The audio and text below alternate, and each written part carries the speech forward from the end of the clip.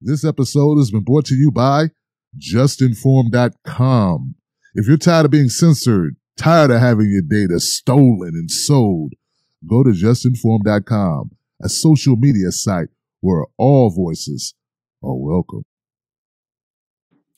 So, Tulsi Gabbard decided to give her take on the government shutdown.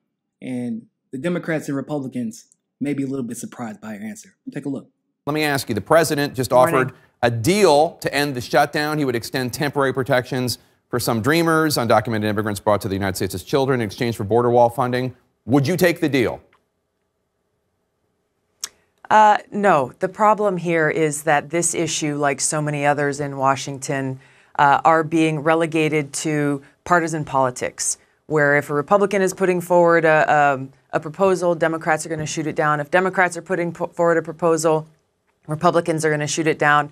Really thinking about which party can call a win on this issue, again, which happens with far too many issues. And as a result, the American people end up losing out.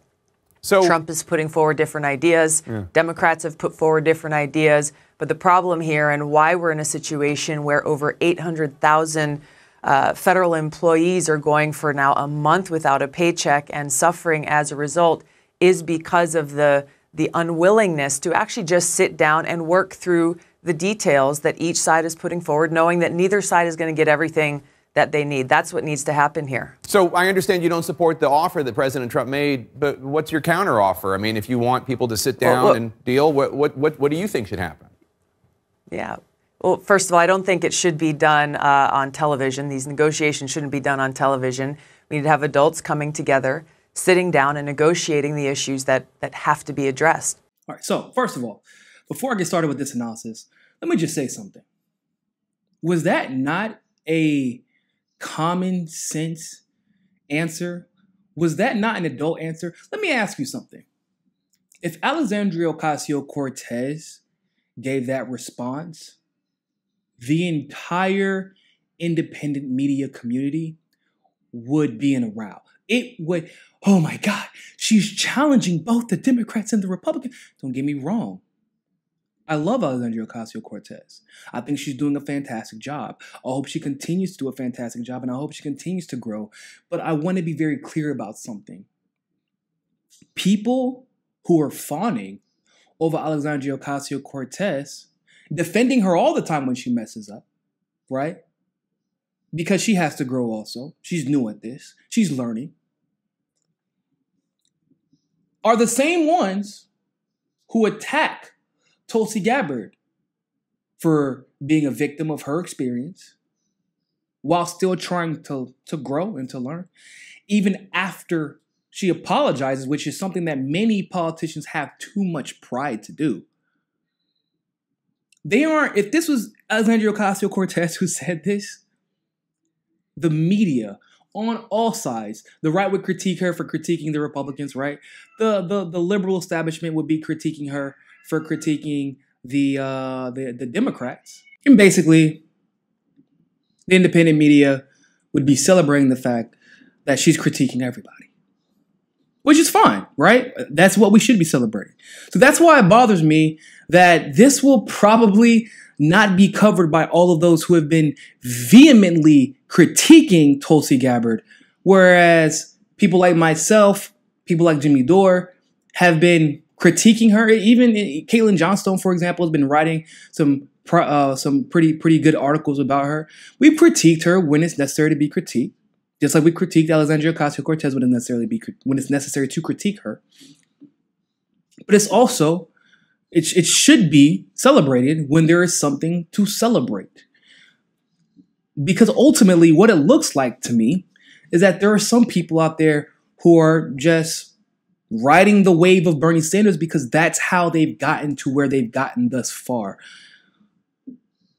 And I'm not saying that that's a bad thing because Bernie is a good guy, but it looks selfish, and I do believe you're doing the country a great disservice by not being honest in your reporting and being selective.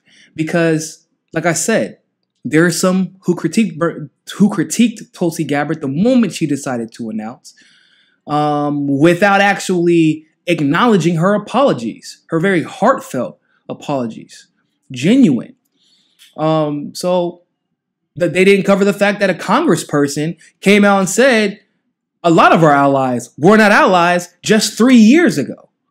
So let's not pretend that Tulsi is in a league of her own when it came to homophobia at that time. So just wanted to talk about that real quick. But also, to continue, what a common sense take on the government shutdown. And this is the take that I have been saying. I was like, yes, Trump is throwing a hissy fit. Mitch McConnell is hiding. The Democrats on CNN are saying it's all Donald Trump's fault. But let's be honest, no matter what Trump or the Republicans introduce, they wouldn't approve it. Why? Well, for the same reason that the Republicans won't approve anything that the Democrats introduce. Do I think a wall is a great idea? No, it is an idiotic idea. Like over 70% of these quote unquote traffickers come through the entry points, people. They cut deals. They do what cartels do. Let's not be naive, okay? They're not jumping over walls. You're not trafficking someone over the border, grabbing them and then dragging them across deserts to get them into the country. It's not happening. It's just not how it, maybe drug mules, yeah. But even that, most of that comes in through the borders. It's not worth the money, right? But if it means reopening the government to give him some of the money, then the Republicans should be willing to compromise. Vice versa. If it means you can get part of your wall, make sure that the Democrats, the DACA recipients, are permanently protected. If it's really about border security, let's make sure that the DACA recipients who are here and who have their paperwork are permanently protected. The people who are here, let's make sure they have a clear path to citizenship, to make sure that they're permanently protected if this is really about border security and accountability. But that's not what it's about. It's about partisan politic games. It's about the 2020 election. It's about grandstanding, which is why I find it extremely refreshing and mature of Tulsi to say, we're not going to get a deal done on television. Why are we hashing this out in front of the entire country instead of sitting down like adults and speaking about this in a way that will yield some gain for one side, some gain for the other side? We can reopen this government, get people paid, and get people back to work. If you ask me, sounds mighty presidential of her. Can you believe it? Tulsi Gabbard, once again, taking the diplomatic approach, as she has her entire career. That's why I just find it extremely disheartening that some people will not celebrate this. They will not talk about this. Because I'm telling you, I've been keeping up with the government shutdown, and I've seen people on CNN and on Fox News, Democrats and Republicans, and all they're doing is finger pointing. That's it. Finger pointing is not going to reopen jobs. It's not going to get people paid. It's not going to open the government. It's not going to protect DACA recipients. And let's be honest, it's not going to get you your wall either. And at this rate, Trump isn't going to get his wall. Somebody on a CNN panel earlier today did say something that rather than building a wall that isn't going to do what you want it to do, if the border security is really what it is. But I will say this. I'm skeptical to believe it's about border security. Or at least the way that a lot of his supporters see it. They say it's about border security. But yesterday, these kids, teenagers, maybe 17, 18 years old, in MAGA hats, who were in D.C. for a March for Life. Essentially, it's an anti-abortion march.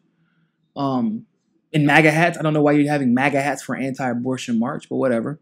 I'm pretty sure that Trump has had his fair share. That's a different discussion for a different day. But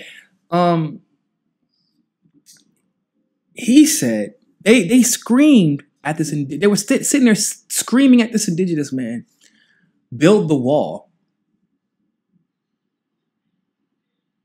at an indigenous, man, if we built the wall, a lot of y'all wouldn't even be here. First of all, let's be honest. But build the wall at an indigenous man? This is his home. Build the wall at an indigenous vet? This is his home.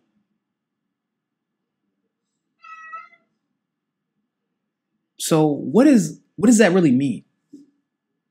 If you ask me, that wall isn't for border security. It's being built as a tribute and a monument to white supremacy, to let you know this land is our land. It isn't your land. So stay on your land and keep off my land. From Pennsylvania to California, this land was not made for you and me. That's basically what we're seeing. So Trump, here's your opportunity. Show us that this is really about border security. Bolster the infrastructure that you have currently so that they can do their job correctly. Give them the ability to do their job correctly. And show that this is not what it looks like. I'd love to hear your take on this. Thanks for watching that segment of Mi Casa es Su Casa. You can donate to our Patreon and keep helping the network grow by clicking on the link in the description below. And also, make sure you join us at JustNForm.com. And finally, make sure you subscribe to us on Roku and be part of the very first independent news network on Roku TV. But more than anything else, always remember, find your balance. Peace.